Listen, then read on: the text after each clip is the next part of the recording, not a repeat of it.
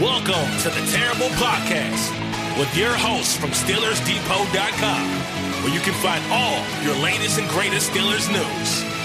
It's Dave Bryan and Alex Kozora, always lit, talking Steelers. And now, here's Dave and Alex.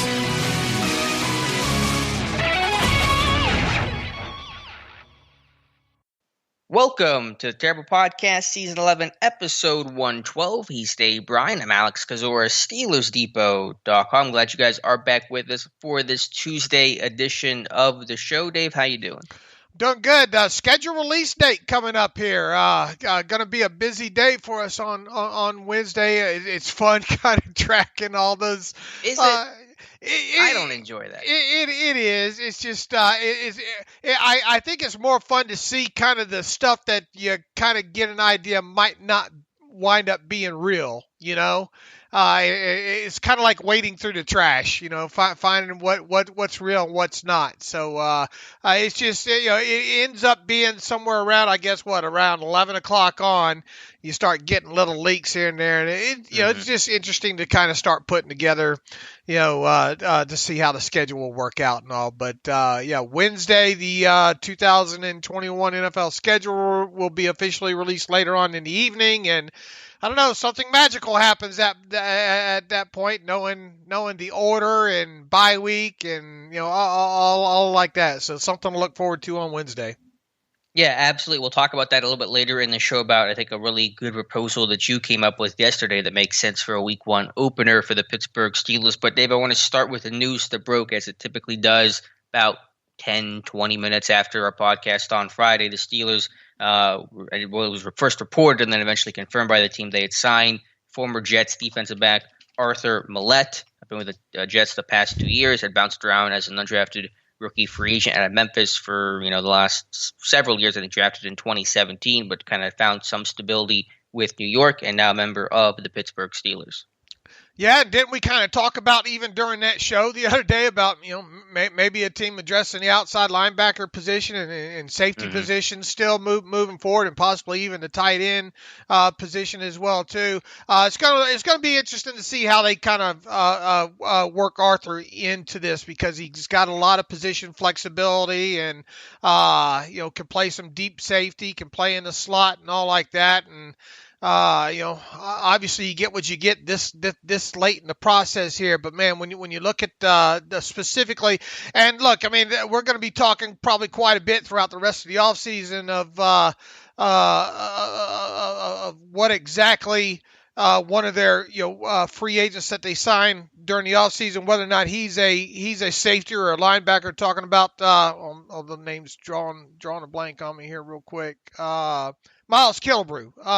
Is he a linebacker? Is he a safety? In my opinion, it doesn't, as The Rock would say, it doesn't matter.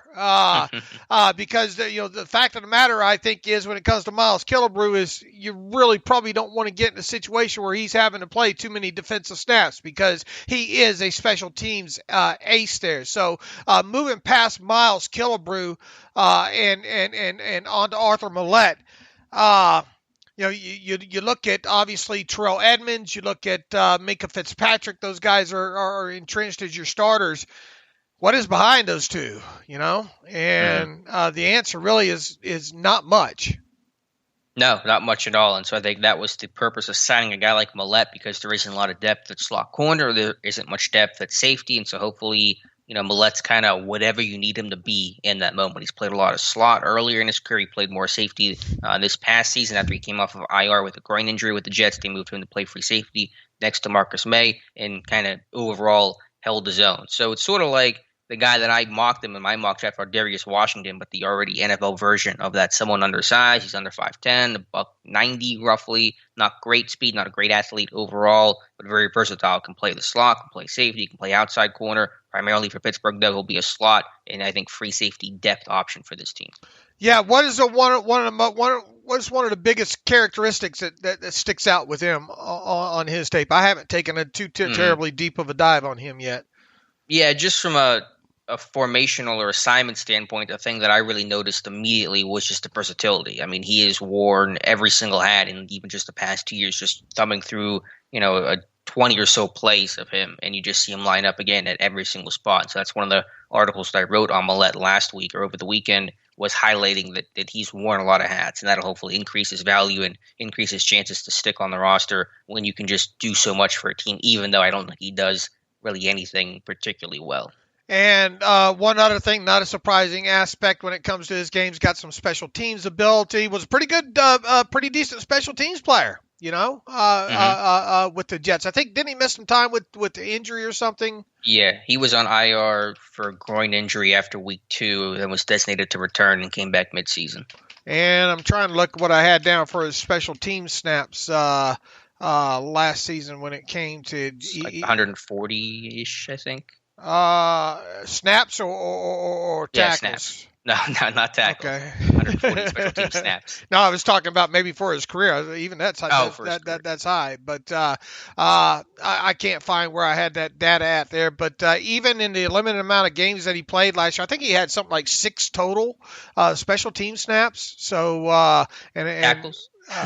What did I say? Okay, you got me. Snap, crackle, pop here. I missed my Rice Krispies this morning, but tackles last season when it came to special teams, so he'll be able to help out in that phase as well too. I didn't see where he lined up. I didn't go that far into the tape. Do you know if he was a personal protector or anything like that? I'll have to go back and check. I was looking at him primarily as a defender.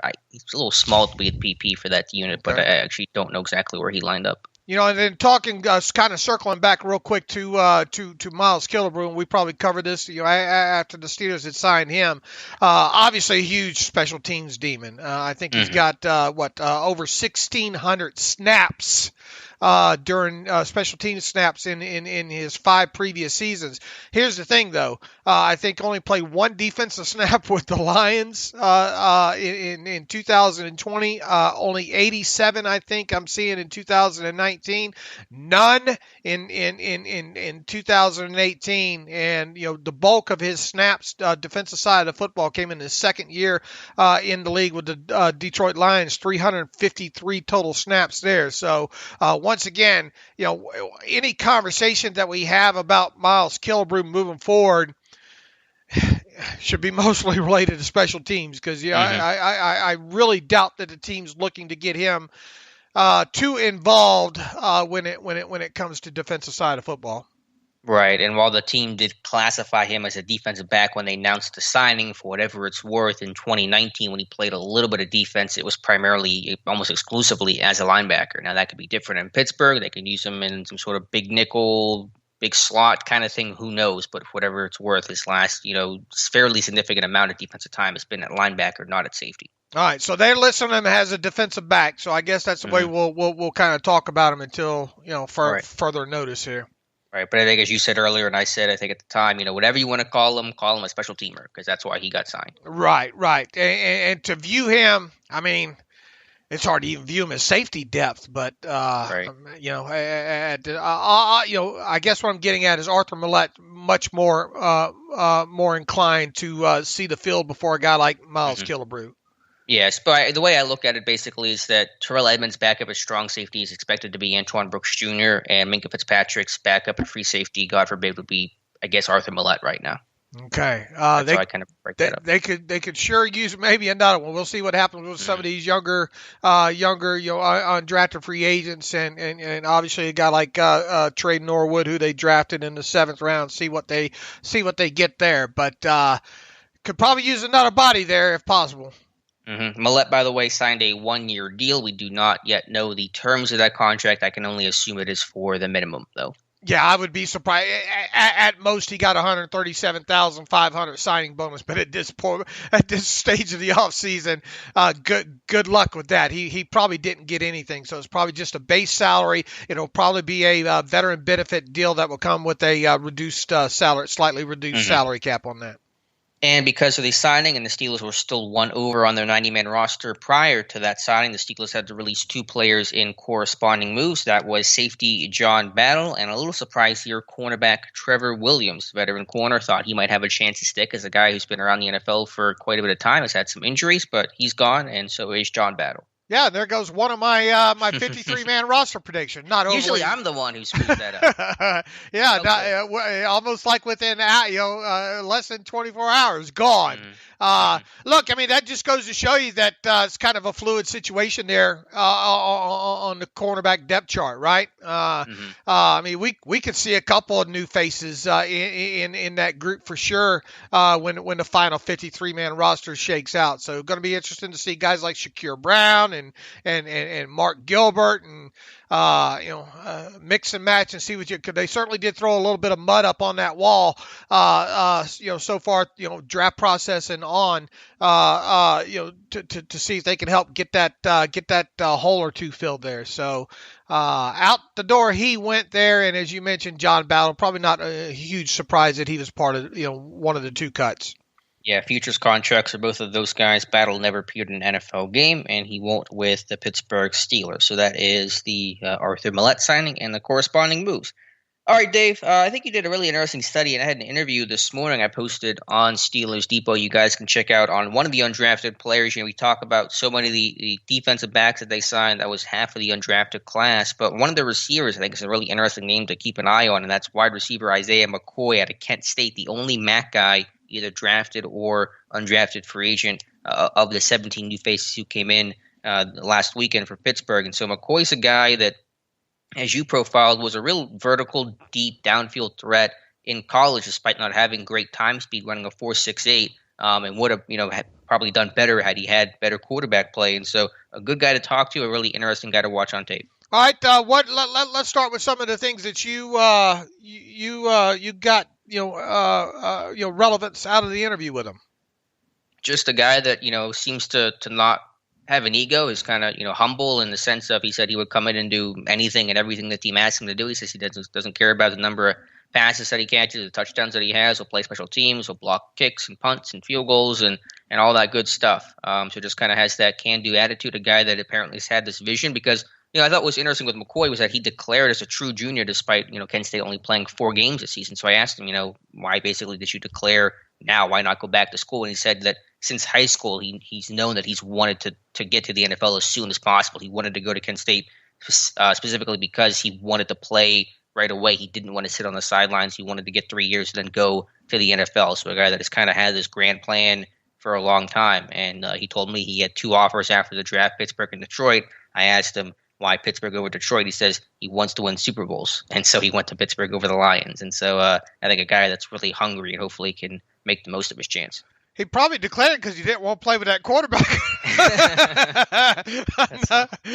That's not nice, is it? Teed you up for that one, yeah. Because boy, that at least last season didn't get a lot of help from that quarterback at all. I think initially when you look at especially when you stat scout these guys initially, and you look at some of the raw measurables and obviously the production that they had in the college level, not a wise way to start that way. But let's face it, that's how a lot of us start. First look at a player is what are his measurables, what did he do at the college level, and then start clicking on the tape. At least that's usually my process there.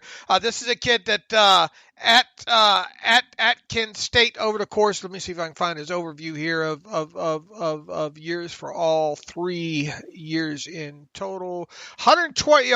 It just goes to show you, I think, how deep this wide receiver class might have been this year. I mean, how often do you see a guy with 124 receptions in 3 years, and especially considering, look, you've had partial, you had a partial season here in 2020. Obviously, only 4 games for him at Kent State last season. 124 catches over a total of 3 seasons for nearly 1,750 yards, 16 touchdowns, had an average yard per reception of 14.1 yards. Numerous explosive plays of that. Then you get to the pro day numbers, and you're like, Oh man, what the heck happened there? And instead of Spark or Spork, now it's really become RAS. Kenneth, what's Kenneth LaPlatte or Platt or Math Bomb? Yeah, Math Bomb. Yep. Math Bomb on Twitter. I'm really gravitating more to those kind of numbers and all. You look at his RAS score, and there's a lot of red all over it there. And then you look specifically at that 40 time of his, and you're like, what the heck happened there? Did he shed any much insight on, I know it's a delicate question to kind of ask a guy, hey, why did you run so slow? And I think you may have found a way to kind of work some form of such a question in with him. Yeah, let me see if I can find some of the fuller quote. But he said he basically, because I did ask him, he basically said, he didn't really worry about that. He knows, how fast he is, and he can look at the tape. And kind of was his answer was just check the tape, and you can kind of see, how well that I did. He says, quote, when you watch my film, I'm running past all these DBs in my conference, which I think what your tape study did kind of showed that. So he says he wasn't too down on himself about the pro day testing. Yeah, and it might have been a preparation time, time and money, and just the weird off season in general. Mm-hmm. I'll tell you this.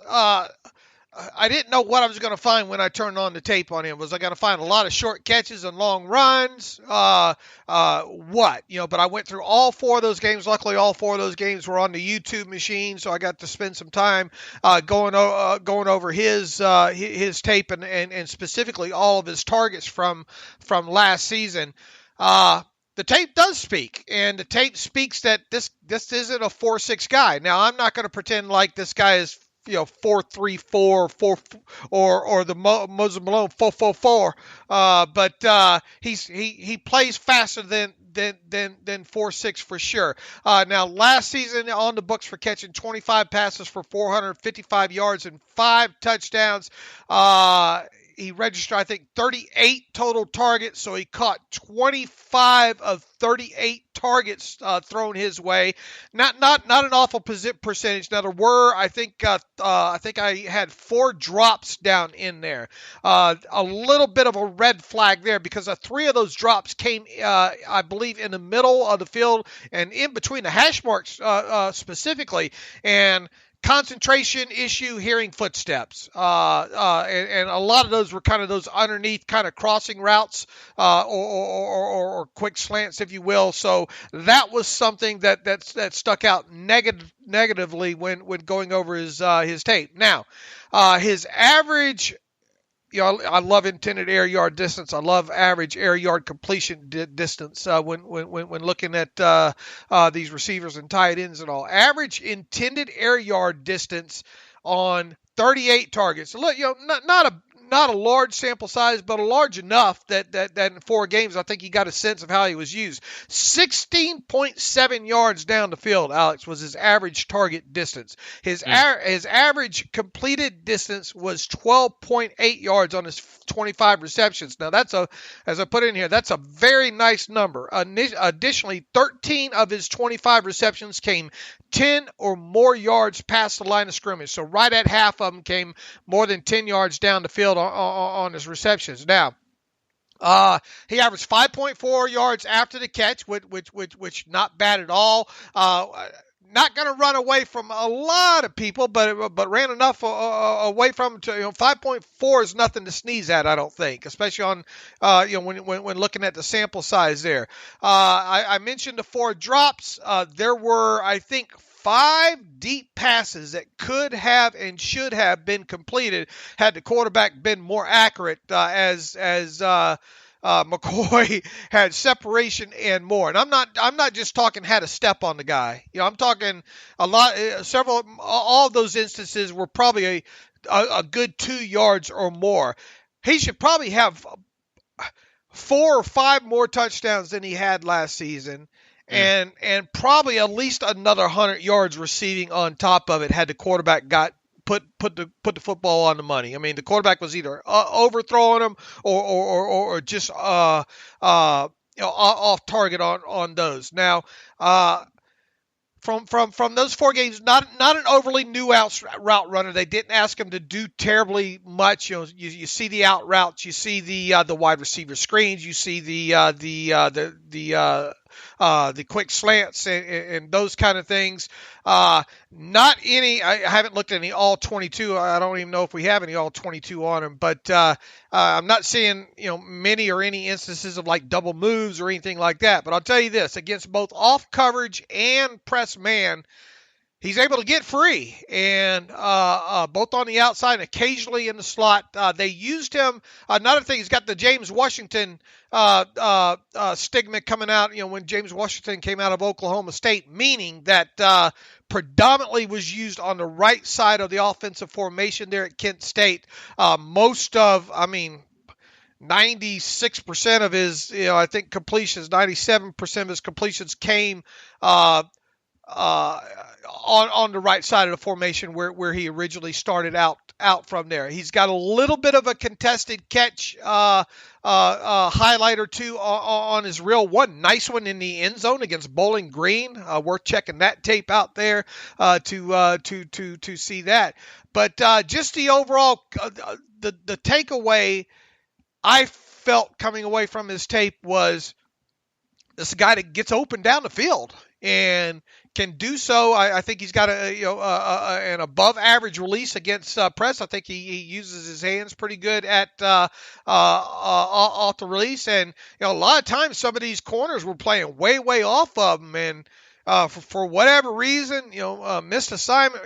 There's not really any really distinguishable blown coverages in here either. It's just him kind of, them not respecting that speed, what football speed he does have, and him just going right past him there. So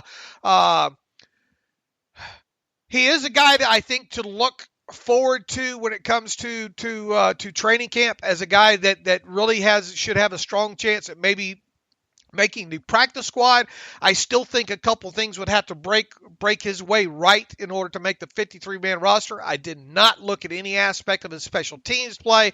I did not look at any aspect of whether or not he's a willing and able blocker either. Someone tweeted me and says he's not a blocker, and you take that for what it is. Unless I look at it and see it, I can't really speak on it when it comes to that. So maybe one angle to dive a little bit deeper into as the offseason go is how is he physicality-wise when asked to block, and what's his special teams resume look like. But I was impressed. You know me, I like those guys that can get down the field and get open and catch the football, and he certainly did that. Not only 2020 at Kent State, but you can go back into 2018 and 2019 and see instances of him hitting some home runs as well.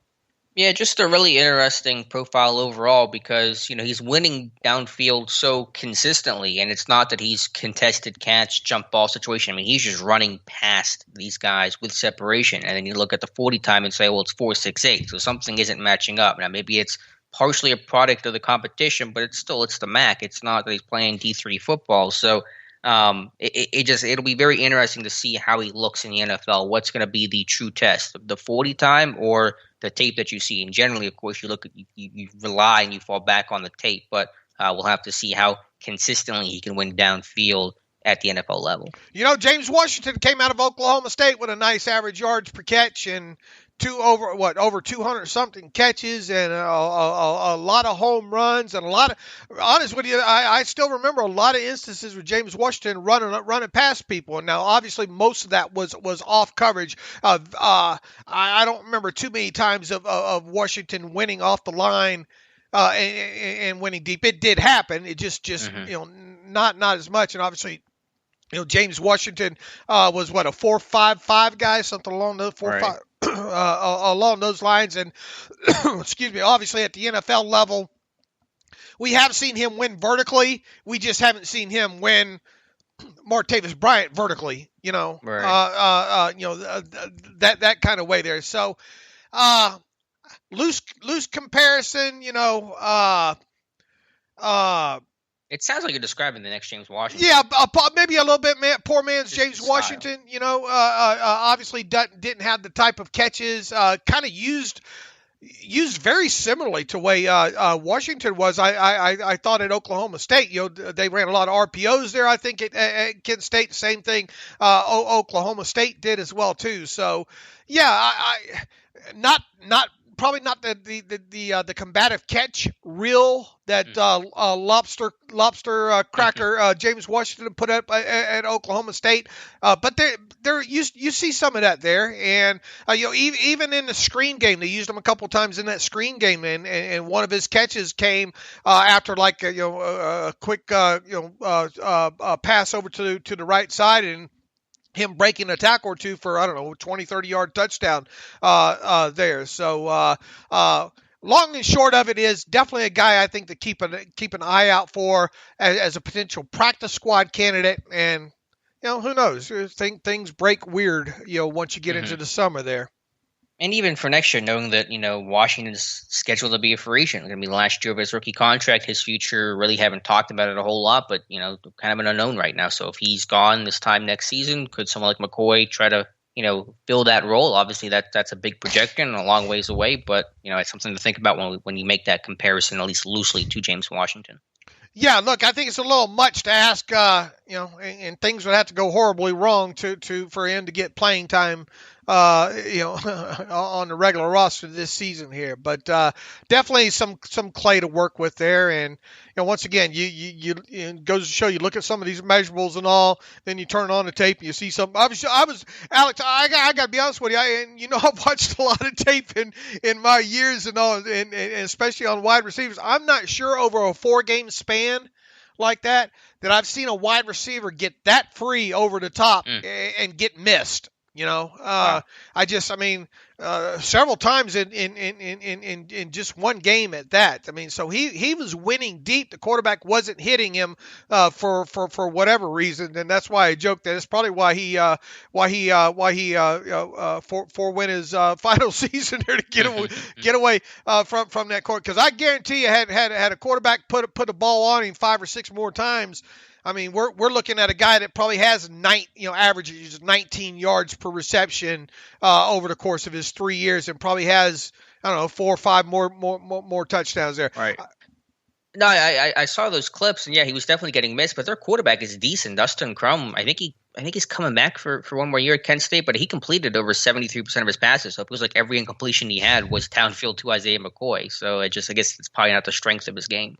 Right, and once again, the drops, especially the ones over the middle. In fact, I think McCoy probably that there's another touchdown there that he dropped over the middle that he had nothing but daylight had he caught that ball. Drop a minor concern. I have not looked at potential drops in 2019, 2018, but usually if you find it, like that, you're probably going to find it in some of the other tape as well too. Right. So Isaiah McKoy, a name to watch during training camp and preseason this summer. All right, Dave, let's move on here. I know on the last show we did your way too early Steelers roster prediction. I had mine get posted on, I think, Monday, Tuesday, whenever that was. So today we can talk about mine, just kind of fly through it because obviously it's pretty similar to yours, so we don't have to spend maybe as much time dissecting it as we did with your roster prediction. So I'll kind of run through things here pretty quickly with the offense and quarterbacks. I'm keeping 3 with Ben, Rudolph, and Haskins, and those were the 3 that you kept as well, correct? Right. Okay. And obviously, look, that number 3, Dwayne Haskins has got to win that. And it's good to see them bring, and we've talked about this, good to see them bring Joshua Dobbs back because Dobbs will push him. I'll tell you that. And you're talking about two kind of different styles too. Obviously Dobbs mobile, Haskins is not. And Haskins, Dobbs mature, Haskins is not. They just couldn't let Haskins walk into training camp uncontested here. But I think just the tendency, the hopefulness in you is what tends you to believe Haskins might end up being the number 3 guy. Yeah, just the potential, the upside, the tantalizing aspect of the former first-round pick, and the fact that you'll have team control on him as a restricted free agent for next year. I think all those things, we'll see. He'll have to earn it. Dobbs is going to give him a great push, but I think ultimately Haskins wins out. All right. At running back, same four as you: Najee Harris, Anthony McFarland, Benny Snell, and Kalen Ballage. I know the Ballage and Snell are kind of redundant type skill sets, but I just think they're better players overall and better special teamers than a guy like Jalen Samuels. Yeah, I chose Ballage as well too, and they got to get Samuels off this roster. But Ballage can Ballage. One of the things that you pointed out in your tape breakdown after the initial signing of him, at least that gives you a guy that you have some form of comfortability in short yardage situations there. That's not Jalen Samuels. They're probably, I don't know, about equal special teams wise. I don't know. Maybe Ballage might be a little bit better. Maybe Samuels. Neither one of them going to be a dynamo out of the backfield catching footballs. One of the things Jalen Samuels has had some ugly drops, and those stick out in your head. Ballage, I think, just gives you a slightly better option there when talking about a fourth running back. Yeah, surprisingly, one of the most effective short yards runners since he's come out of the draft, and he's had a really ineffective career overall, but has carved out a good niche there in terms of success. You could also just keep three running backs, but just the way the roster fell, I think they had the luxury of keeping four, plus a fullback in Derek Watts, so no surprise there. At receiver, the same five as you: Juju, James Washington, Deontay Johnson, Chase Claypool, and Ray McLeod. Obviously the top four are locks. McLeod is not a lock necessarily, but I think he's pretty close to writing his name in pen. The biggest winner of the 2021 Steelers draft, Ray McLeod, and really for all practical purposes, maybe the undrafted free agent class as well too. Versatility, obviously, interesting to see if he does make the roster, how they use him this year, how and when they use him, because his average depth of target was horrible, and not a guy that you envision doing much with down the field there. But he does have the return aspect when it comes to him, and that being able to be a second year player with the team now, familiarity with Matt Canada, and the fact that he can return both punts and kicks certainly does play in his favor. And the Steelers didn't draft a wide receiver for the first time since when was it, 2011 there. So a lot of things play in Ray McLeod's favor right now to make it as the fifth wide receiver. When your kick return game's finally out of the basement and McLeod was the guy back there, not that he was solely responsible for that improvement, you're going to hold on to that guy. And while if he's used on offense, too, I don't think his depth of target will change. It'll be used in the jet game, the short pass game, RPO game, but we'll see if he's just involved there in the first place. All right. Now, look, a year ago, I think we both had Ryan Switzer on our 53, right? Yes, well, a year ago, Ray McLeod was not even on the team, but point taken, because I had Switzer in my final prediction, too, and was wrong about that. Yep. All right, at tight end, I have three: Eric Ebron, Pat Freiermuth, and I did not assume any outside free agents, although I would certainly welcome one at this position. So ultimately, I went with Kevin Rader, beating out Zach Gentry for that final spot. Yeah, look, if you're not going to add, I think that's the safest way to go. If you're not going to predict any kind of additional tight end added to the roster with some experience, Rader can give you some special teams play. Prior to Pat Freiermuth arriving via the draft, the best blocking tight end on the roster, Kevin Rader, right? So definitely a guy that's going to be in the mix, and certainly a guy that's going to potentially be in the mix if this team does not add a tight end moving forward.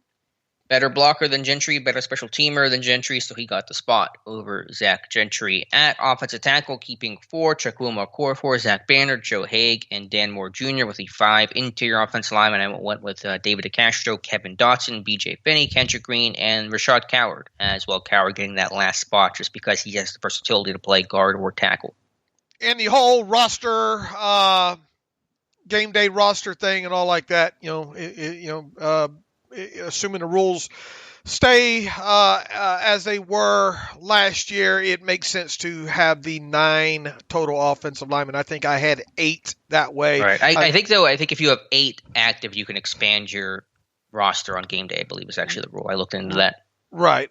Okay. So and you only need 8. Right, but I mean, if someone trips off the bus, right, you have to address them all, though, obviously. Right. Yeah. And so what we can say about Coward? That's the one that I did not have on there. Right, so that had 25 on offense, flipping over to defense, along with the defensive line, keeping 6 as the team almost always does, with Cam Hayward, Stephon Tuitt, Chris Wormley, Isaiah Loudermilk, 5th-round pick, defensive end, and nose tackle Tyson Alualu and Carlos Davis. So Isaiah Buggs and Henry Mondeau not making the 53. Not a shock. You just hope that you have that draft pick, trade up, and all like that. In Loudermilk, you hope he does enough to actually earn the spot. And hope the rest of the guys stay healthy throughout the rest of the offseason there. Buggs to me was an easy out, and Mondeau, you can make an argument for even, let's say, Loudermilk does not make it. Let's say I tell you that Loudermilk can't make the roster. Who would you go with replacing him? Man, that's a good question. I think Buggs is the more talented player than any of those guys we mentioned, Loudermilk, Mondeau, in comparison to Isaiah Buggs, but he just had the issues with weight and assignment stuff and just seems to be kind of a source of frustration for the coaching staff. So I think Buggs is the more talented player, but it just hasn't all come together for him. If Loudermilk was out of the equation, I mean, Mondeau has that really unique special teams value of running down kicks, like the only defensive lineman in the NFL that runs down kicks and can kind of hold his own. So I think it just comes down to, can Buggs put it all together? And if he does, I think he'll earn the spot. If not, then they may move on from him. All right. And outside linebacker, looking pretty thin here without any assumed free agents. TJ Watt, Alex Highsmith, Cassius Marsh, and Quincy Roche. Really no one else to even consider adding there in terms of internal options. Boy, thank goodness this team drafted Quincy Roche. Thank God he fell. Yeah. Something still needs to be done here, Alex. Yeah, I'm all for it. Again, I don't know the name here in terms of the under 30 edge rush candidates. It's a really thin list. Yeah, Cassius Marsh, special teamer. Quincy Roche going to have some growing pains in there. It would be nice to have a little bit more experienced guy in there, especially one with some special teams ability. To help out there. So definitely a position group. I mean, you get past, and look, I mean, Alex Highsmith needs to take that next step too, and make things easier on TJ Watt on that other side there too. So obviously no issues with Watt and Highsmith, being your starters. Just, man, what's behind it? Mm-hmm. Yeah, big question there. Inside linebacker, Devin Bush, Vince Williams, Robert Spillane, Buddy Johnson, and Marcus Allen as the 5. UG3. The odd man out here. You can't get rid of Vince, can you?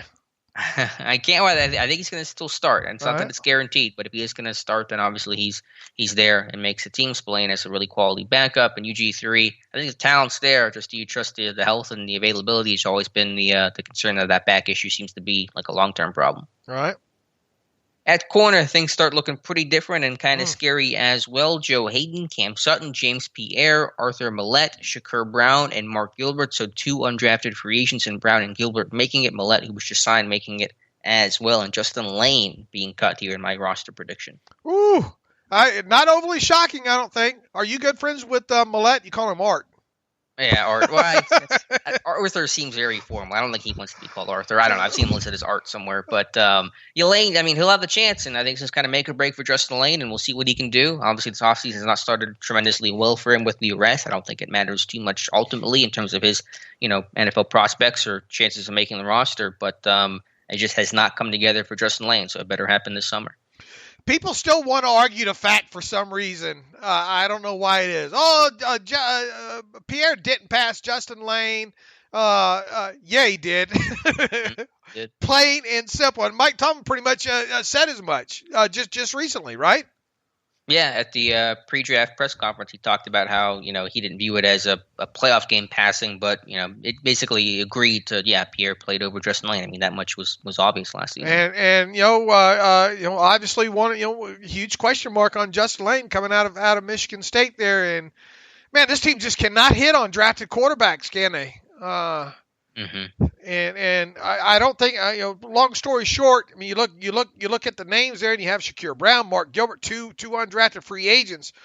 Oh boy, when's the last time the Steelers had two rookie undrafted free agent cornerbacks make the 53? That's a good question. I'd have to look. It's probably been a little while. But yeah, I think they're interesting though. They're quality undrafted players. Shakur Brown we've talked up quite a bit. Mark Gilbert I think had big talent. Probably would have been drafted had the injuries not gotten to him. Now we'll have to see what kind of player he is post injury. But I think he's there. I think he's actually going to be wearing number 17 too. So interesting number there for the corner. The expanded number change roster rules. All right. That's another position group where I guess you're viewing Maulet more as a cornerback then, right? Well, it can be both. I mean, I put him here with the corners. I mean, I think again, backup free safety, backup slot corner, whatever you need him to be. So you can kind of put him as a defensive back, but I just lumped him in with the corners. All right. And at safety, Minkah Fitzpatrick, Terrell Edmonds. I'm considering Miles Killebrew a safety, and Antoine Brooks Jr. as the 4 safeties. Boy, it'd be interesting to see assuming training camp goes off and you're able to get back out there. It'd be interesting to see some of your reports on Antoine Brooks Jr., right? Yeah, it could be a big second year for him. You think about dime packages, a 6DB. Could that be his role? That's probably his best path to immediate playing time prior to any sort of injuries. And so I think Brooks is probably going to be just kind of roughly trying to construct this roster in my head. Maybe the early on favorite to be that dime defender. How many snaps did he play last year? I know it wasn't many. 40. He played. It was really one game. I think against the Bengals, he got 20-something snaps, and then he played a handful in other games. But in terms of defensive snaps, it was a pretty small number overall. All right. So once again, and we talked at the top of the show there, a position group where sure would look nice to have one more person in there. Mm-hmm. Special teams, pretty chalk here with Boswell, Presley Harvin III beating out Barry, though that is not a lock either. Harvin needs to show consistency, and Cameron Candidate as the long snapper. Notable practice squad names include Josh Dobbs as the 4th quarterback, wide receiver Matthew Sexton, J.C. Hassan now going to the practice squad as the center. Defensively on the practice squad, Henry Mondeau and Donovan Steiner, other undrafted free agent, making it to my practice squad. I think I didn't even bother with the practice squad. I'm not even sure how many they're going to have on. Is it going to be 12? Is it going to be 16? So I'm sure we'll get clarity here in the next few weeks here on that. Yeah, it was 16 under the expanded COVID, rules, and then the regular CBA, the new CBA has it at 12. So I went with 12 for this purpose, but we'll see if it's 12 or 16 for the start of the season. Any chance Abdullah Anderson works his way into, could that be the Loudermilk's biggest competition, maybe? Well, I mean, I had him on the practice squad here on my roster, and talking about Anderson, I mean, he's got some NFL experience, which you probably hope when you're going against a rookie who's never obviously taken an NFL snap before, but I think defensive line depth is pretty strong here with Buggs and Mondo that it's hard to see that Anderson being the prime threat to Loudermilk's job. All right. All right, Dave. So that is my roster prediction. That's way too early and certainly subject to change, and I'll probably have my second one right before training camp. What else do you want to get to? I'm going to talk about this later on today, I think, on the Terrible Take. We have a running history, at least as far back I remember searching, and I even had to dig up the old article on it earlier this morning if I can find it here, which I'm having trouble doing. But I think dating back to 2012, I think it is how far I went back. You probably know where I'm going with this. After when the team, the roster that the team took to rookie minicamp, after that, at a minimum, 2 players not under contract with the team at that time wound up being on the team's 53-man week 1 53-man roster. So, wow. Last year was Ray McLeod and Dustin Colquitt were the 2 names there, and I think even if you go back to let's see, what was it? We 2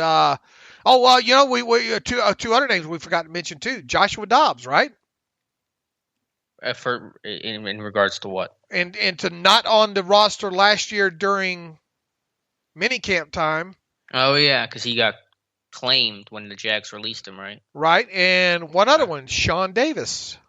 Oh yeah, because Washington set him loose. So yeah, a lot of turnover there for sure. And then I think if you go back to 2019, do the names Johnny Holton and who was the other one that year? Take a guess for me while I look.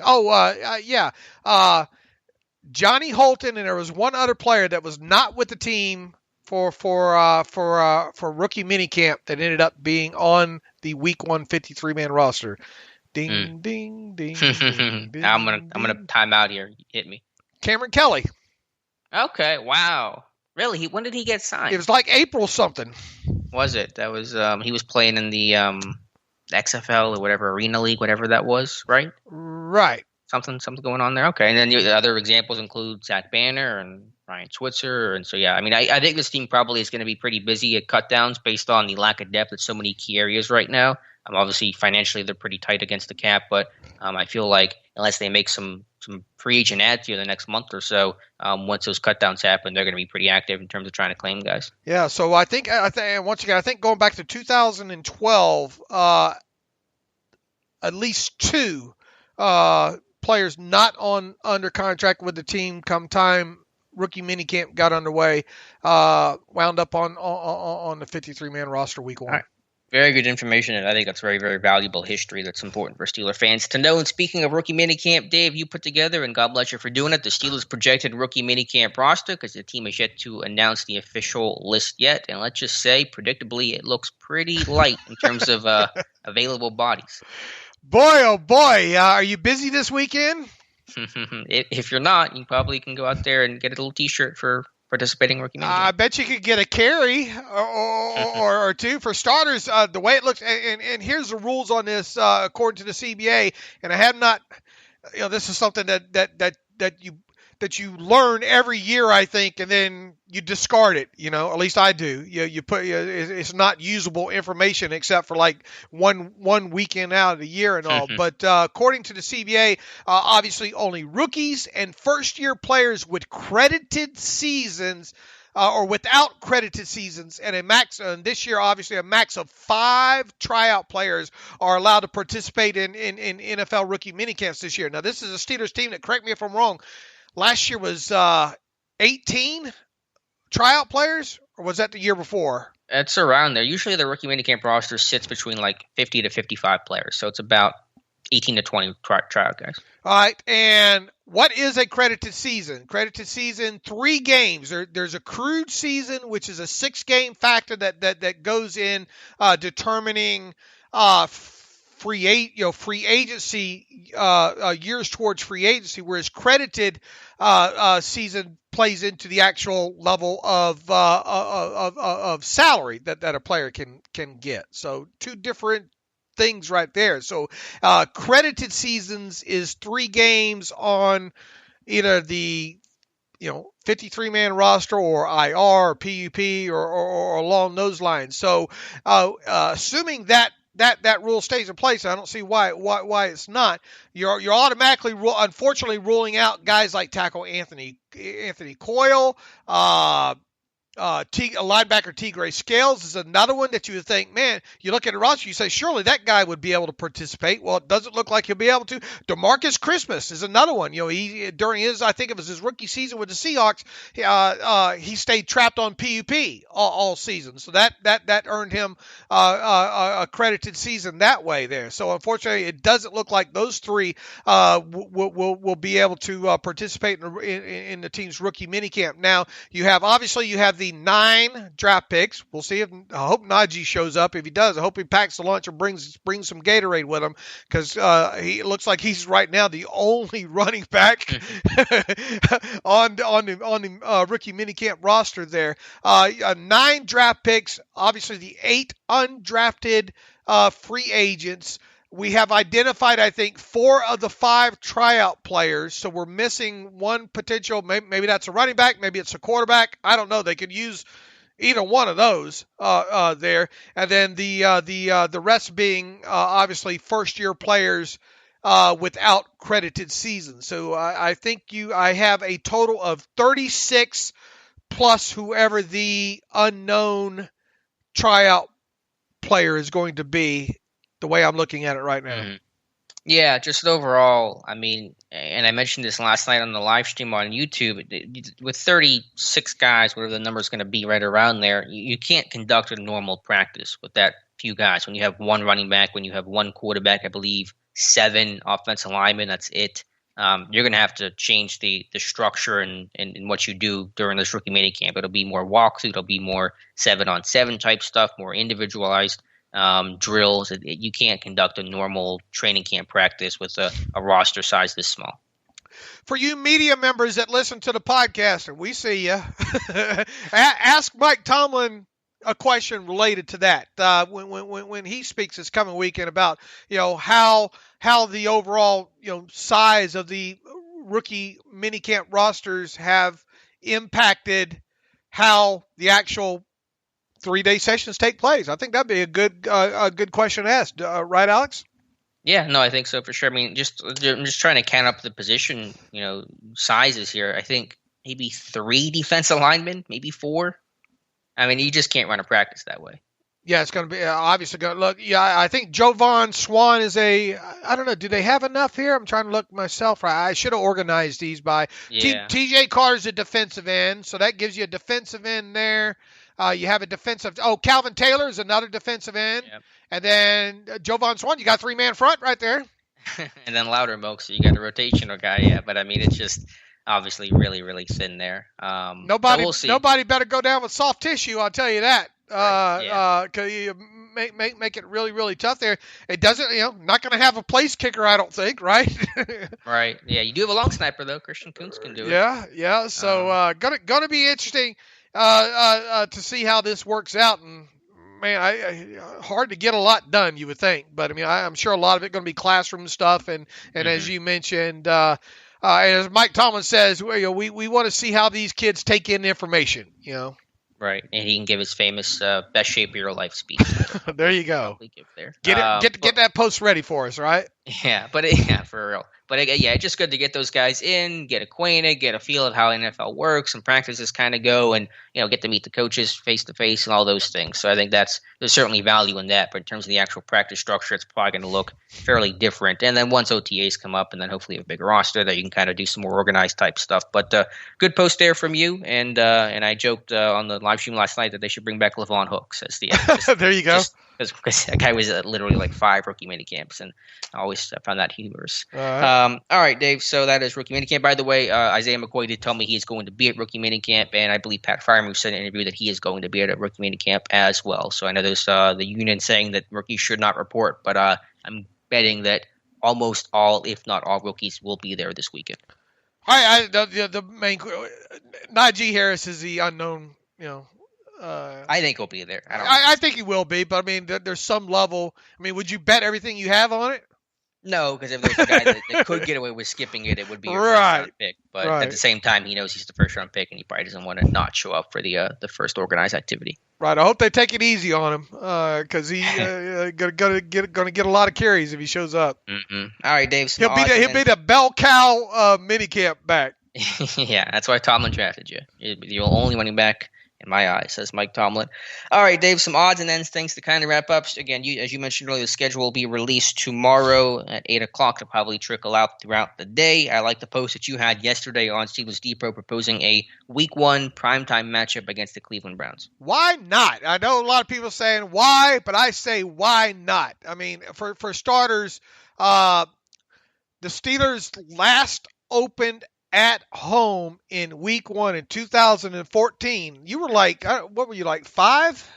Yeah, I had my little juice box watching that. 2014, that's the longest streak in the, I believe, in the NFL when it comes to teams consecutively opening on the road in Week 1. Now, obviously, the last time they did open at home, Week 1 2014 was against the Browns. Now, obviously, the baseball could factor into this as it is factored into it, I think, several other times previously. The Pirates host the Washington Nationals that Friday, Saturday, and Sunday of Week 1 there. Now that Monday is open, all right? So, and I'm hearing people telling me that they're probably not going to be a Monday night doubleheader to open up the the week one of 2021 season. We'll see if that comes to fruition here. But look, you have two teams that met in the AFC Super Wild Card game. You had obviously the Browns won that game. 85 total points scored in that contest. That ended up being the highest combined scoring playoff game of the playoffs last year. Did you know that? Trying to forget it. All right. 943 total net yards of offense in that game as well, too. Obviously, the game played at Heinz Field on top of it there. Up-and-coming Browns versus Steelers, AFC North battle to kick off the regular season Monday Night Football. Debut of one Najee Harris. I mean, tell me a better matchup to have week one Monday night. Hard to find one. I think that's really well reasoned and well thought out, and that would be 3 straight games of Steelers versus Browns. Week 17 playoff game, wildcard game, and then week 1 to start this year.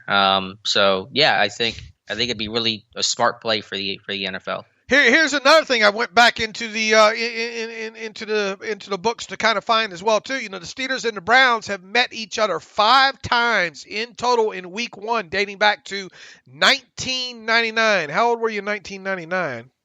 That was I was literally 6 years old. So it's been a long time. I remember that game. The Steelers blew him out that game, right? They brought Tim Couch in for his debut. Yeah. He got picked off by I think Scott Shields intercepted him, the one play that Scott Shields made in his career. So that was a good game for Pittsburgh. And who was that? Who was that? The Gonzalez? Yeah, the Pete Gonzalez game, the 8-yard completion. I think so. Yeah. So 3 people to understand what we're talking about. I know. We are both blessed and cursed to to have memories that remember certain factoids like that. So and where was I going with? See, I can't remember. I can remember that. I can't even remember what. I don't know, talking about 99 and Steelers Browns matchups. Something. Yeah, met each other 5 times in total in week 1 contest dating back to 1999. 4 of those games took place in Cleveland. So it's time to get another one of those back in Pittsburgh. So that's, once again, we're going back to the fact that the Steelers haven't opened at home since 2014. It's time that streak ends. Obviously, if you're going to be competing with baseball, it makes it hard to do it on the. It's not impossible because I think the Pirates game. There will not be many fans of that Pirates game, I promise. Right. But I mean, with that said, you just hate to hate for those two teams to have to compete against each other and the TV partners and all like that there too. So. I'm pointing to the fence, Alex. Steelers hosting Browns week 1 on Monday Night Football. Hey, I'm all for it. Although, actually, I don't like the week 1 Monday night game just for my personal scheduling stuff for Steelers Depot. Right. It does make for, and how many prime time games are going to have this year? 4 or 5 more than likely, right? Probably 4. And how many will the Browns get, though? Because they're going to get probably a record number of primetime games. Yeah, and you would think one of them's going to be the Steelers, right? You would think, and so why not week 1, as you say? Right. Anything else we've known the opponent since we don't get as worked up about the schedule, I think, as most. Now, it does create a huge topic of conversation. We'll obviously recap it on the podcast that follows it sometime next week. Probably that'll probably be a week from Friday. I don't know, but anyway, anything else that you kind of looking forward to when it comes to the schedule release? Or not really. As you say, I don't really care that much. You already know the opponents. I mean, obviously, look at where the bye week is, your primetime games, and a lot of fans start caring about it. It doesn't matter to me a whole lot. But I will say, and I made this point on Twitter the other day, was that I think the NFL ends the regular season with divisional games. I think they should open every season with divisional opponents to kind of set the tone early, have some of those great rivalry games. So I would love to see Steelers Browns week 1. I would too. Probably listenership, half of them probably saying no, probably half of them saying yes. I think it would be fantastic to have those two teams play right out of the chute, because you got the old Browns on the Browns. I mean, there's so many different storylines that could go into it. Yeah, absolutely. So well thought out. I think you got a decent chance to hit this one. I think this could be the game. All right, we'll see. All right, Dave, again, a couple more just small things to note here. Alan Faneca, congrats to him. He's been named head coach at a high school whose name escapes me right now, but I think that's in Ohio. I'm lacking a lot of details. No, Virginia, Cox. Virginia. Was it Frank W. Cox, I think high school is the name of the school. So congrats to Alan Faneca. Is he from the area? I'm just curious how that job came to be. Well, he was an assistant. I think he's taken up residence there, right? I mean, he's been in Virginia, I think, for a few years now, hasn't he?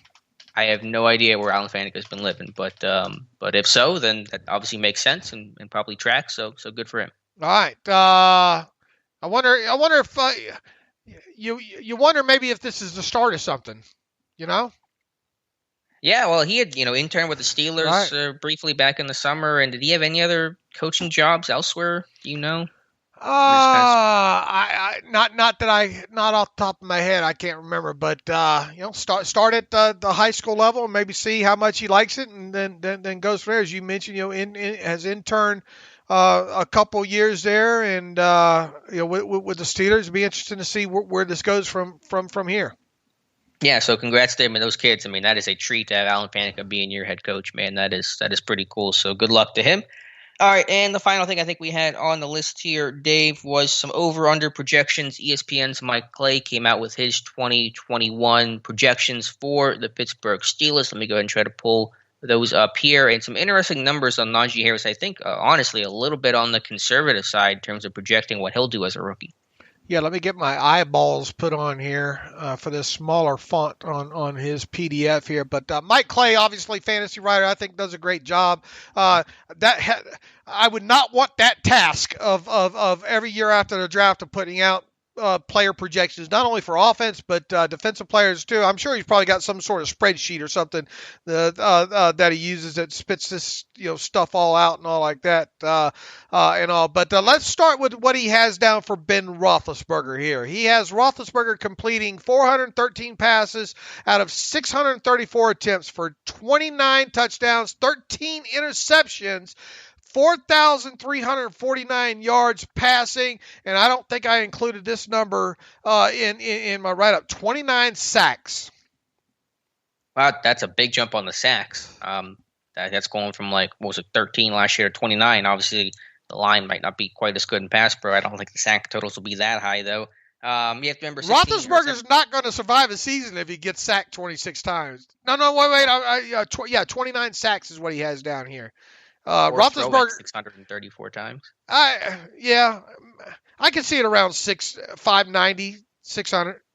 Yeah, I mean, maybe. It is obviously a 17-game season, but he only has been down for 16 games appearing in his projections. So, yeah, I mean, just the goal was to keep those attempts down a little bit. It would be in the area. Obviously, it's not going to be 400. But, yeah, again, I don't even know how to react to some of these things because they're all just projections and numbers. And, I mean, it seems reasonable, I guess, besides the sacks seem high. And that's where I would say the sacks seem high, and the 13 interceptions. You just hope that doesn't come true. Yeah, well, you saw the article I did this morning, Football Outsiders. I know you've been asking this for a while. They have their adjusted interception stat takes into consideration near interceptions and interceptions that really weren't the quarterback's fault, and they had Ben down for the most near interceptions last year with 10, so kind of considered him the luckiest quarterback in football. Well, doesn't Matthew Marksey track that during the season, interceptable passes, and do the? I think he didn't. I don't know if he did that last season or not. So maybe that's something we'll have to bring back. We got the crew that can do it. Interceptable passes, but yeah, I mean, several of them stick out. I can recall a few of them. I think myself there. So you just hope that 13 number's not 13. Yeah, I mean, it's not. I mean, what did he throw? He threw 10 last year. Right. So, I mean, 13 wouldn't be, a killer. Obviously, the lower the better. But, I mean, with 634 attempts, that seems like an accurate number to put down. All right. Najee Harris, he has down for 961 rushing yards, 7 rushing touchdowns, 51 receptions, 385 yards, 2 TDs. I think he's in the ballpark here. I really do. I think that totals out to over 1,300 yards. My view on, and I think we both agree on this, right? we would take the over of 961. Yes. That 7 rushing touchdown number. That's a great number to do an over and under on right there. Like to see that, obviously, and really hit the over on that. Is he a little bullish on the 51 receptions? I don't know. I mean, Najee obviously, proved in at Alabama, he catch the ball out of the backfield and all. 51 for 385. That feels a wee bit high. Will you take the over or under of 51? I mean, if you made me choose, I would take the over probably slightly on that. I mean, he's going to catch a lot of passes in the quick pass game. The screen game hopefully can be better now. Some of the RPO, well, not RPO stuff, but just kind of, option type plays. I mean, James Conner, I'm looking at it last year, caught 35 passes in 11 games. I think he caught 55 in 2018. Yeah, I'll take the over on that. All right, that I think that's an interesting. What would make the number a tougher over under there? I don't know, 60. Really? Okay. Yeah, I put him in that mid 50 range this year. All right, you add these together, it's 200 and how many touches? 274 touches for nearly 1,350 yards. Here's my view on Najee Harrison's stat predictions. He better break Franco Harris's rookie rushing record, and he better have more than 1,300 combined yards from scrimmage. And what's Harris's rookie rushing record? 1,000 and change, or 1,100? Yeah, I'm gonna have to look back real quick here. You would think I can look up, but yeah, I thought you had that. We know about Pete Gonzalez, Franco Harris's rookie number. 1,055 rushing yards, 10 rushing touchdowns as a rookie for Franco Harris. Come on, you got 17 games now. I got to see 1,100 rushing yards out of Najee Harris, and wherever the touchdowns fall, they fall. But and would like to see 1,400 combined yards, at least 1,400 yards combined yards from scrimmage, and I believe that would be a rookie total yards from scrimmage record as well too. Is Clay not projecting 17 games? Because he doesn't have anybody down for 17 games here. Good question. Am I missing something? Because for every single player, unless he assumes that everyone is getting hurt or arrested or something, he doesn't have anyone down. Anyway, so okay, let me ask you this though: for Harris in the yardage, if you have 1,100, how many carries is that? 'Cause that's going to be a lot of carries to get to 1,100. Because his average on the 223 for 961 is 4.3, which is I think a reasonable number behind a not great offensive line. Yeah, you'd hope it. Yeah, that's a good point. Are we going to see a running back here with 275 rushes? Right, because at 1,100 yards at 4.3 a pop, that's 256 carries he needs. Which, I mean, again, he's going to be the bell cow. He's going to get the majority of the work, no question about it. But what point do you say, okay, maybe that's there's going to be a limit on the number of touches he's going to get?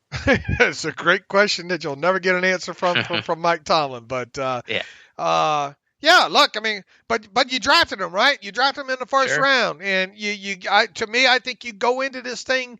What have we always said? 4 years, throw him on the pile. So get that meter running, baby.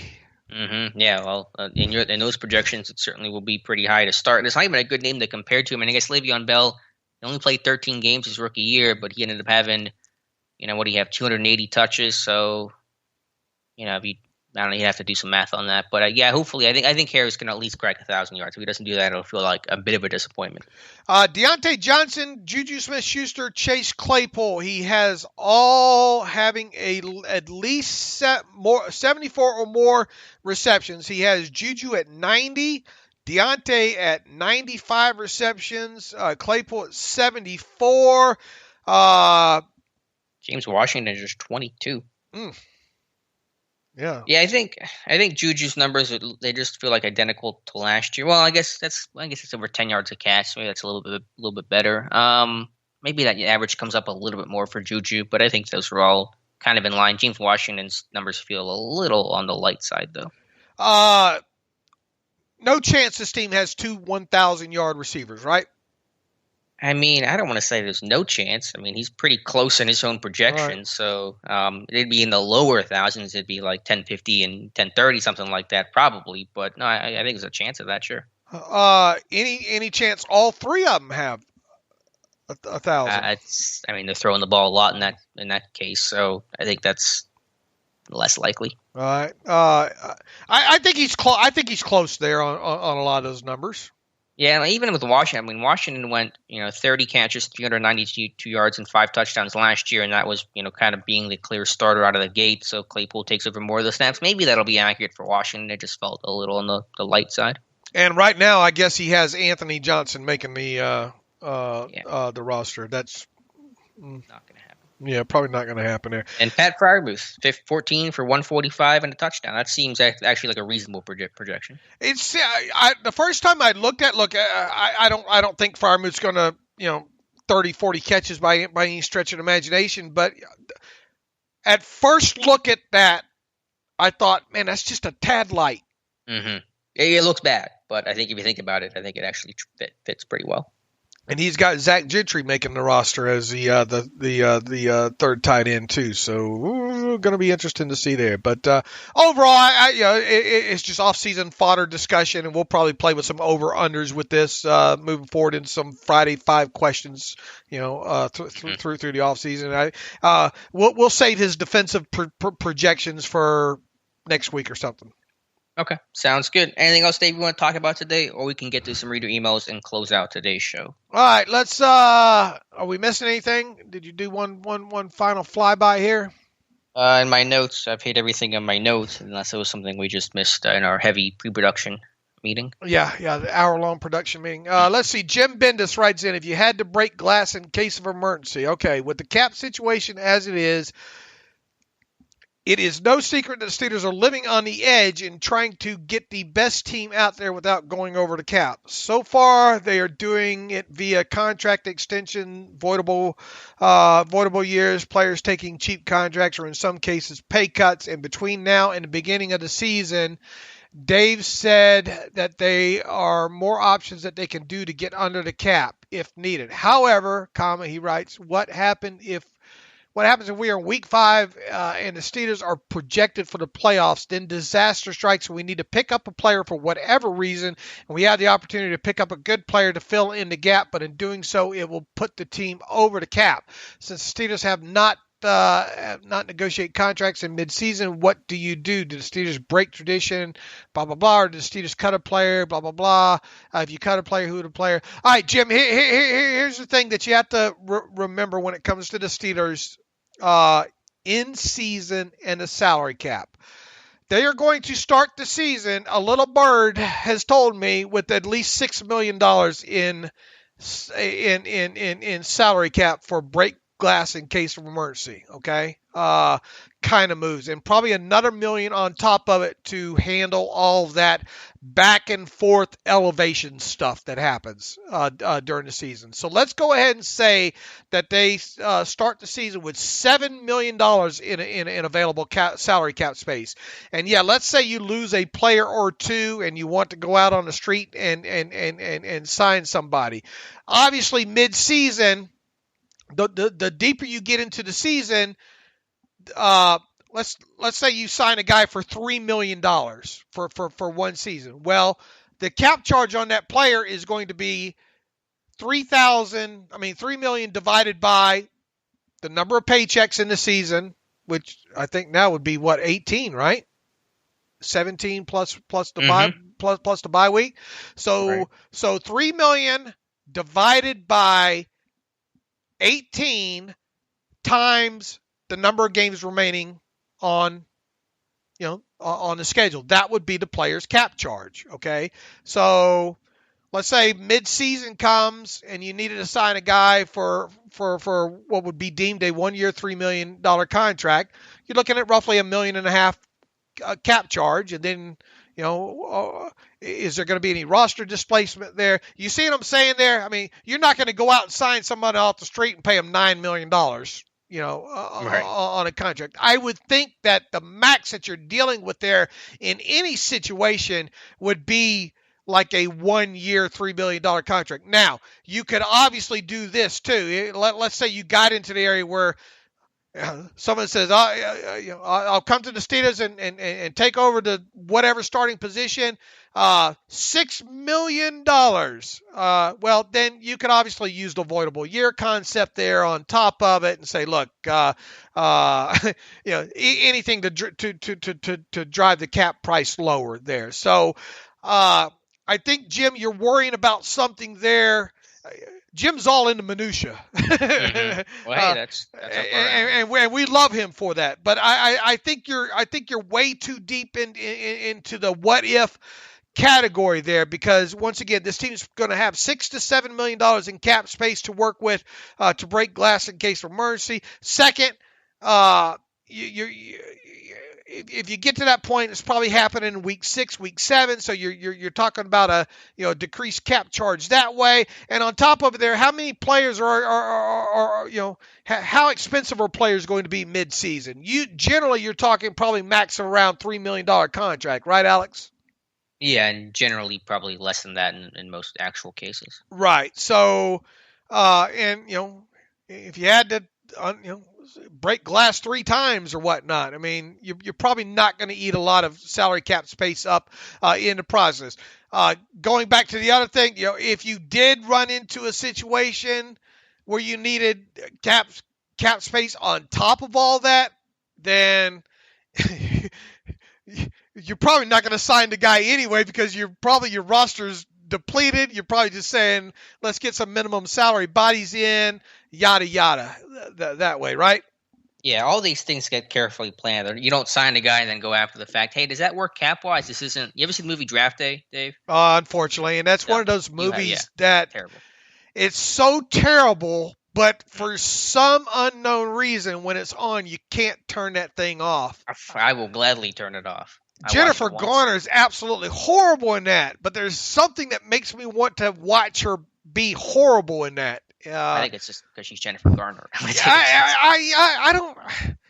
I'm going to get Tomato Stone. I don't think she's. I don't see what the attraction there is personally. Right. Well, putting that aside, I just remember the scene where they make the trade or whatever, and then there's a Costner goes to Garner after and says, does that work cap wise? And she's like, yeah, I think it works. Like that's not how you don't make the trade and then they just hope that it works, financially. So these things all get planned and mapped out way ahead of time. It's one of those movies that I cannot stand. But if it comes across, I can't click off of it for some reason. It's just the first 5 seconds of the movie is wrong when they say the number of draft picks. They just did 32 times 7, and whatever that is, that's what they say. They didn't factor in comp picks. They said 224 players will get drafted today, and it's not. They didn't factor in compensatory selection. Just the first line is wrong in the movie. It's terrible. You need to be a movie consultant in your post blogging days. No, I can consult. I did watch a movie this weekend, but I can consult 3 different movies probably. What movies you watch? Because I made the reference in my terrible take, and I hadn't seen it before, so I was like, I need to watch it. Glengarry Glen Ross. I don't think I've never heard of it. What is it? It's 92. It's To Always Be Closing. Alec Baldwin. That thing. ABC's. Huh. I don't think I've ever seen that. Is it good? No. It was pretty good. I mean, it's, very actor, just dialogue, driven movie. But yeah, I liked it. It was pretty good.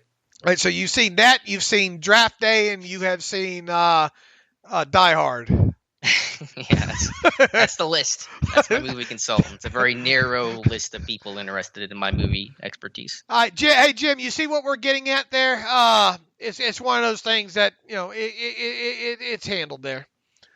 Let's see if I can find another one in here. Jelani back in here with the draft over, and maybe a couple more free agent signings on the cheap. How do you think the Steelers on paper stack up against the rest of the AFC North?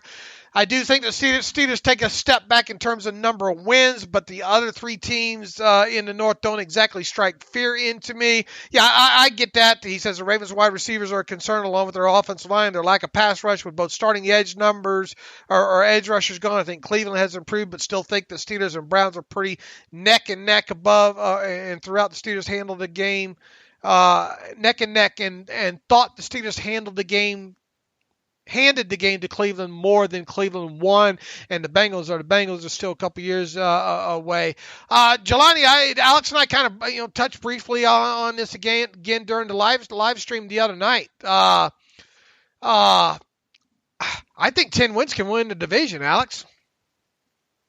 I think it'll be more than that, especially in the 17-game season. I'm thinking more in the 11 to 12 range. I mean, they're all competitive. They're all going to be, you lump in Baltimore and Cleveland and Pittsburgh together, and as you said, they'll kind of beat each other up and kind of duke things out with AFC North battles. That's kind of what the division probably comes down to, as it does almost every single season.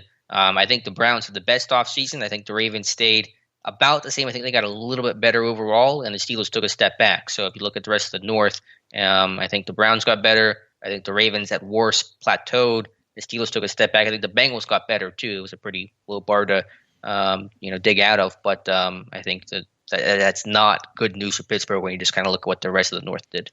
And you look at a roster and you just look at the Steelers 90-man roster as a whole right now, and I mean, I'll be shocked if this team wins 12 games. I'll tell you that. Yeah, I think they're going to be sitting in, I don't know where to project them, but probably a little under that. I mean, but none of this is a surprise. We knew about this since before last year began. This roster this year was not going to be as good as it was this past season.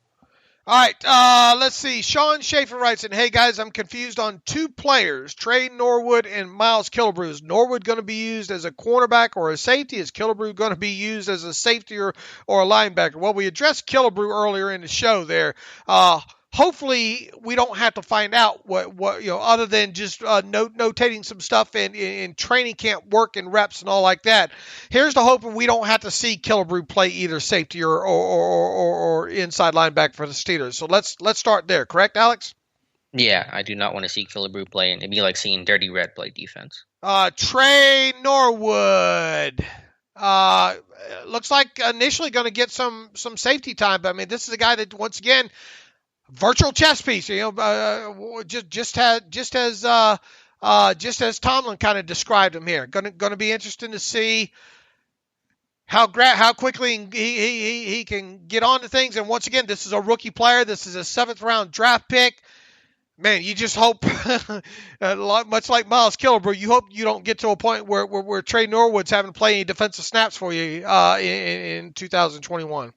Right. He should be your free safety in camp in terms of where he'll align, maybe some slot work. We'll kind of see how creative they get with him, if they want to kind of keep him in one spot to learn one position and then start moving him around. But Norwood, more free safety, Killebrew, either strong safety or inside linebacker type of guy. All right, let's see. One more for Charles Munger, right, saying, guys, I don't think it is fair to expect Najee to break Franco's rookie rushing record as a success criteria. The Steelers' projected offensive line has to have the fewest starts at their projected position in the NFL, excluding right guard. All 4 other projected starters have 4 games started at a position in the NFL. Okorafor 0 at left tackle, Dotson 2 at left guard, Green 0 at center, Banner 2 at right tackle. I think a better statistic would be to measure Najee as success would be total yards from scrimmage. He says, I think 500 receiving yards and 900 yards rushing are my over and under targets for Najee in his rookie year. Look, I get it. Please know, it's a little bit tongue-in-cheek there with me talking about the other numbers there. But, I mean, let's face it here. We're talking about 17 games here, man. I mean, what's Franco's number divided by 17, Alex? What's 10, 55, 62. Come on, you can't get 62 yards rushing a game? Yeah, I mean, he should be able to, even if he's not behind the best offensive line in football, which he certainly will not be. And it's not necessarily that if he hits 10-50, we're going to say it was a failure of a season. Obviously, we'll see the tape and see how he plays and take the whole big picture into it. But I think it's reasonable to hope and expect and assume that he can, get over 10-60 as a runner in 17 games. Right. I mean, look, I just, Okay, if you want to say, okay, the offensive line ain't all that, then why didn't you use a first-round draft pick on that? We could get in chicken or the egg conversation here. Look, I get it. I'm not a huge fan, obviously, of taking a running back in the first round. But as I said all along, if you're going to do it, you better get one that can play all three downs. Najee Harris can do that. You better get one that can not only play all three downs, but can play all three downs well. That means pass protect. That means short yardage. That means catch the ball out of the backfield. It certainly seems like Najee Harris has all those boxes checked as well, too. You're going to put that kind of draft capital into a running back, pretty much having a good idea that you might have to throw him on the pile after 4 years or at 5 at the max. You better use them, and you better get the production out of them. Yeah, absolutely. And so I think that is going to be their intent, is to play him and play him a lot right away. And there's a lot of unknowns with the O-line, but I think it'll be hopefully better than last year. It's just hard to be worse. And so, I think that at least there's probably nowhere to go but up for this run blocking and for this run game overall. All right, one more from Josh Rubin writes in. I see a high reward late bloomer type of hope in Steven Denmark. If we drafted him in the 7th round instead of Norwood, would there be more buzz? I feel like the signing would be more noticeable now versus before Nelson left. Thoughts on that? Yeah, obviously there'd be more buzz, but the guy got drafted in 2019 and is yet to really even appeared in the NFL game yet. So, there's just a lot of potential there with him, but how long can you hold on to that hope that he'll put it together? maybe a really interesting guy, big, long, athletic, former receiver, but you can only be a potential guy for so long. What was his RAS? Do you remember? Do you know? It was probably off the charts. I don't know if did it even exist. RAS, was that even a thing back in 2019? But he had freaky numbers. There was no question about that. I can pull up not his RAS score, but just what he tested as. I have it. Okay, all right, hit me. 9.37. Yeah, wow, really good. And just at 6'2.5", 220. This is a corner we're talking about. Ran 4.46, 19 on the bench, 43.5-inch vertical, 10 broad. It was the agility drills that brought him down. I'm betting 4.27 short shuttle and a 7.40 3 cone. Not a big surprise for a guy that's pretty, rocked up. What do you remember about his tape? Not a lot. He's a pretty raw guy. Not a lot. Not a lot of tape, but about yeah, the state to get a hold right. of. For sure, that too. Just kind of one of those upside flyers. Can he put it all together? Obviously explosive, fast in the line. Can he change directions? Can he, know the nuances of playing corner? Those were all the concerns there. But 33.5-inch arms too. Just a really freaky build. But again, how long can we sit there and hold on to that hope? Maybe. We'll see him in camp and see how he does. But potential only works for so long. Yeah, this is a guy that you haven't even seen up close and personal, right? Because he wasn't he right. last year. Yeah. I have not seen this guy in a Steelers uniform yet, personally. All right, shall we end it there? Yep, I think we can wrap things up. And so our next podcast will be sometime next week. We're planning. Possibly Tuesday, I think. Right. You're going on vacation. You're gonna come back Monday, so probably Tuesday then. Right. We're gonna. I think we'll try to shoot for Tuesday there. Okay. Good deal. All right, and what do you got coming up on the site here? We got some film room articles. One, I'm not even sure what's going up today or not, but some stuff on Quincy Roche and Kendrick Green. I'll have a video tomorrow that'll break down Najee Harris and his vision, ability to create, and stuff like that. So a lot of good content still coming to Steelers Depot. All right. In the meantime, you can follow me on the Twitter machine at Steelers Depot. Follow Alex on Twitter at Alex_Kozora. Follow the show at Terrible Podcast. Email the show, theterriblepodcast@gmail.com. If you like what we do and you want to donate to the cause, please go to SteelersDepot.com. Hit the donate button, up right navigational bar. Also, if you like an ad-free version of the site, please go to SteelersDepot.com. Hit the ad-free button, up right navigational bar. For $25 for one calendar year, you can have an ad-free version of Steelers Depot. That's been very, very popular as well here. Within that, I will talk to everybody. I think Alex and I will Alex, you going to do some sort of, chat before then or what? While you're gone? Yeah. I can do something like that. I have no idea. Right. I can probably try to figure something out though. All right, well, just follow the site. Obviously, the schedule release on Wednesday will be a busy day. Rookie minicamp, Alex and the crew will have everybody covered through the weekend of the comings and goings related to the Steelers rookie minicamp as well too. So, in the meantime, as always, thanks for listening to the Terrible Podcast with Dave and Alex.